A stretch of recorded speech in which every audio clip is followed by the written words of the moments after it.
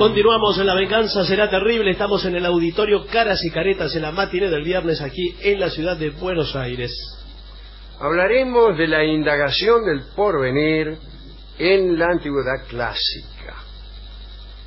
Puede decirse que en todos los pueblos y épocas se ha deseado conocer algo acerca del futuro por toda clase de medios.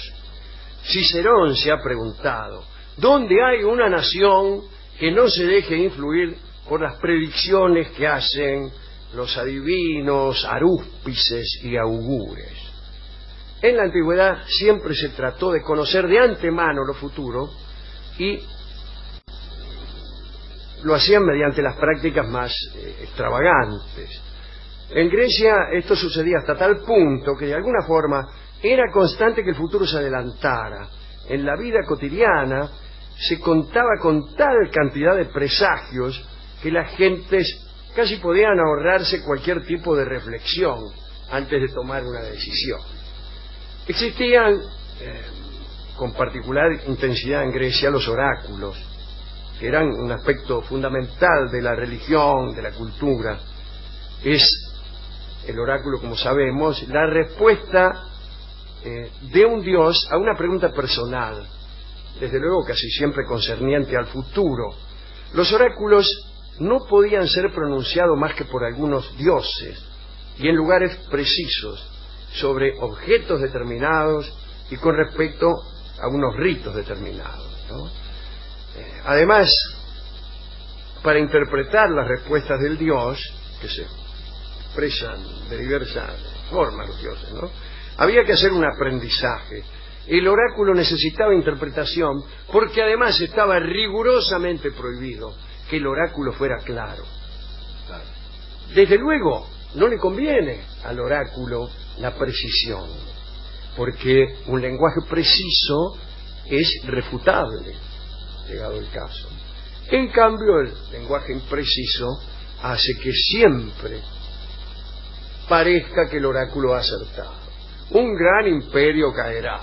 Y bueno, no sabemos si el tuyo o el del vecino. Los principales oráculos del mundo griego eran, desde luego, el oráculo de Delfos en Grecia, el de Dídima en la costa de Asia Menor, que también era Grecia en aquel entonces, el oráculo de Dodona, el de Olimpia, muchos oráculos. Cada vez que había incluso problemas de Estado, se consultaba al oráculo en la antigua Grecia. También los fenómenos celestes, truenos, rayos, eclipses, se consideraron siempre como mensaje de los dioses y presagios. A decir verdad, en circunstancias normales el griego no hacía mucho caso de esto, pero casi ninguna circunstancia era normal. Así que estaban todo el tiempo: ay, mirá, un rayo, seguro que tal cosa.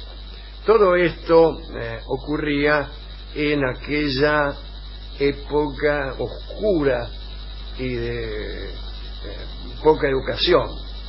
En estos días ya nadie cree en adivinos, arúspices y nada. La aparición y el modo de volar de las aves también señalaban presagios. El búho, que era un animal consagrado a Atenea, y era muy observado. Cualquier cosa que hacía un búho era un presagio. Agatocles había emprendido una campaña contra Libia y había llevado consigo una bandada de búhos. En un momento los búhos se espantaron y salieron volando por cualquier lado. Y es ahí donde Agatocles pensó que era una mala señal y suspendió su campaña. Emprendió la retirada, estuvo meses hasta que vino un búho y se le paró arriba el escudo. Y ahí entonces hizo la campaña. A eso le llamaban pensar.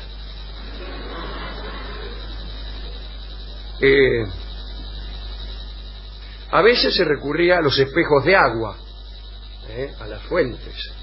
Y en Patras había una escalinata que llegaba a un lugar donde los enfermos se miraban y conocían la suerte que les esperaba. Entonces miraban.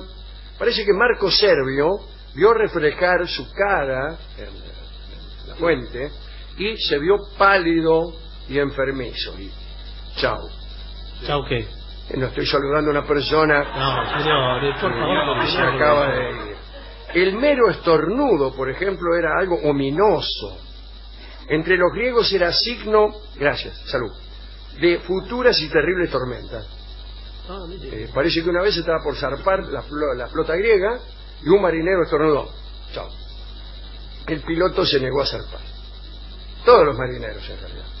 Y tuvieron que esperar a que viniera una tormenta, pasara esa tormenta y después recién arrancaron. Bueno, sí, pero eso no es un presagio, señor, sí, es cualquier cosa. Es un presagio, señor. En algún momento la tormenta va a venir. ¿Cuánta la espera? Pero va a venir inmediatamente después de un estornudo, señor. ¿No es? Sí, bueno. Él no comprende. La energía. Son todas cosas de la New Age. Los sueños, desde luego. Los griegos espiaban los sueños y toda clase de resoluciones se debían a la interpretación de los sueños, ¿no? Ahora, se aplicaba el siguiente principio. Aún en el caso en que la deidad enviara sueños reveladores, lo único que significaba esto era su conocimiento de lo que había de ocurrir, no su determinación, ¿entiendes? No es que el Dios, el tipo que soñaba, conocía lo que iba a ocurrir, pero no podía hacer que ocurriera. Claro. Solo sabías el futuro. Después todo lo demás, decían los griegos, formaba parte de lo que llamaban la corriente general de la fatalidad. Un verdadero pensamiento científico. O sea, yo puedo adivinar el futuro, pero no manipularlo. Eso forma parte de la corriente general de la fatalidad. Parece un partido político. Sí, corriente general de la fatalidad. Lista 47. No solo los dioses eran los que aparecían en los sueños, ¿no?, del que dormía, sino también divinidades inferiores, demonios, en fin, todas esas cosas. Y decían, Aristóteles decía que los sueños los enviaban los demonios, no los dioses. Y mirá lo que decía Aristóteles, que cuando quería era bastante sonso. O sea, si los enviara un dios, podría soñarse también durante el día. Y los sueños los podrían recibir solo los sabios, no cualquiera. Mirá. Eso lo decía Aristóteles y le llamaban pensamiento. Era curioso que en las mentes soñadoras, cuando recibían un mensaje de un dios, que hablaba el dios, lo que veían era la estatua. Claro. Soñaban con la estatua. Porque habían llegado a una forma de abstracción que cuando pensaban en Zeus, pensaban en la estatua del Zeus olímpico, no en el muchacho joven que seguramente era Zeus. El muchacho joven, muy peludo, muy con barba, muy poderoso de brazos, pero era un tipo, no era una estatua. Sin embargo, los que soñaban que un dios le había hecho una revelación, la estatua. Es como uno ahora cuando sueña con el presidente Manuel Quintana. ¿Quién sueña con Quintana, señor? Supóngase que usted quiere dictar una ley y entonces dice, para convencer a los tipos de la Cámara de Diputados, dice, bueno, se me presentó en sueños el presidente Manuel Quintana y me dijo que entregáramos todas las empresas a los extranjeros. ¿Eso le dijo? Sí, ¿qué te va a decir Manuel Quintana?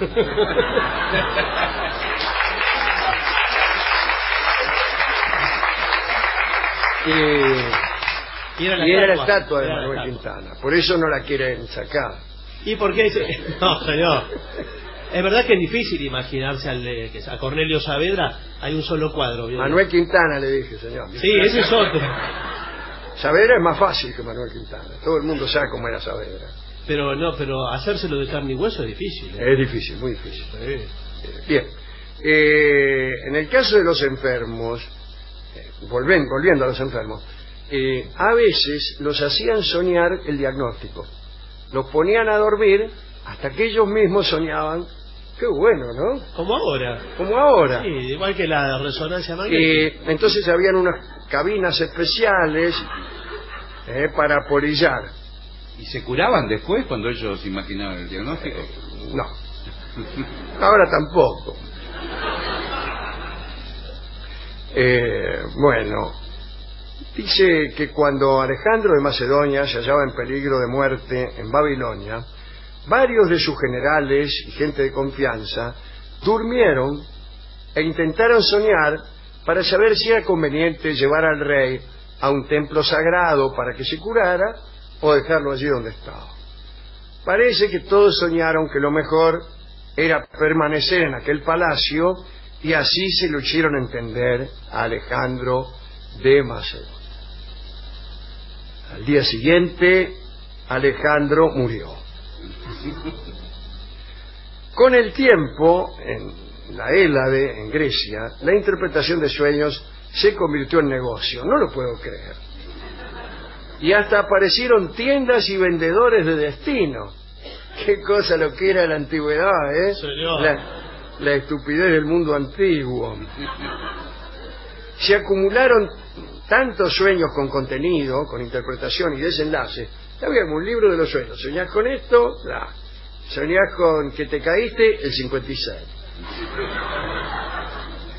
Y pudo surgir de esta interpretación codificada de los sueños una literatura. Y así apareció ya en tiempo de los antoninos Artemidoro, con sus 5 enormes libros de sueños y sus interpretaciones. Un detalle importante: el porvenir que descubría el adivino o la interpretación que hacía de lo que se soñaba no siempre era completo. Así como sí, por lo mismo que hablamos antes. Exactamente. Así como no podías usar lenguaje claro, tampoco podías interpretar completamente una cosa, ¿no? Así que está la frase: ningún mortal es vidente hasta el grado de conocer el sentido de ser. El sentido de la vida no lo sabemos, pero sí el 56. Como en la época histórica, los adivinos se presentaban como caudillos de los pueblos, incluso hasta el rey se subordinaba a sus prédicas.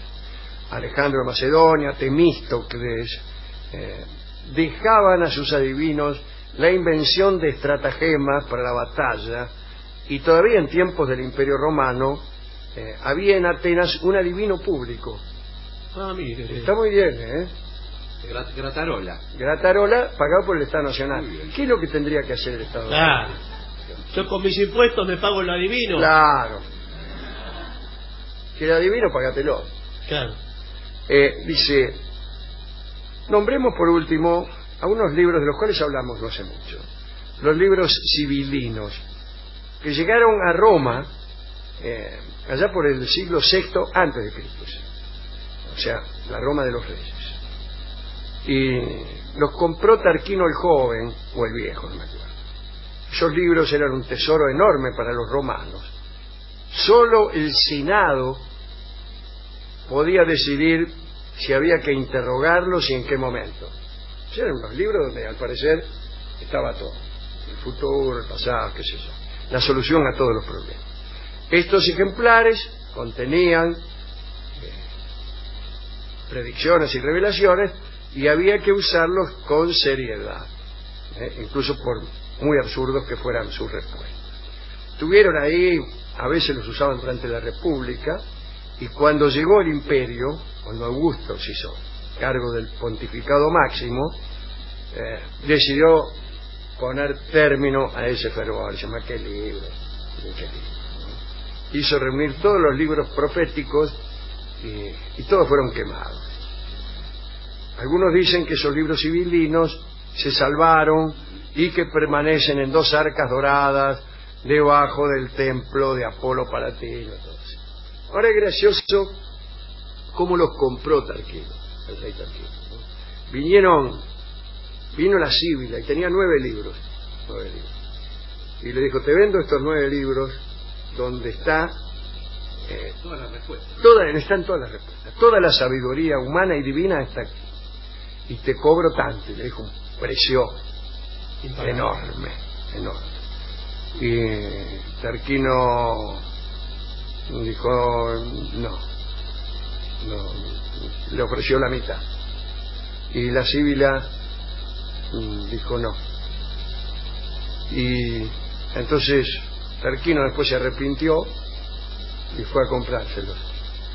Pero la Sibila ya había quemado 6 de los 9 y le ofreció 3, pero por el doble del precio que le había pedido por los 9. Y Tarquino los pagó. O sea, así proceden los reyes. Y se quedó con los 3 que después Augusto quemó. Así que nunca hacemos ningún negocio. Esto es todo lo que quería decir acerca de la interpretación del futuro. En el futuro está el cumplimiento o el incumplimiento de nuestra propia esperanza. Todos los que deseamos algo, y para algunos de nosotros vivir es desear, estamos calculando qué posibilidad tenemos de que alguno de nuestros deseos se cumpla. A eso le llamamos esperanza.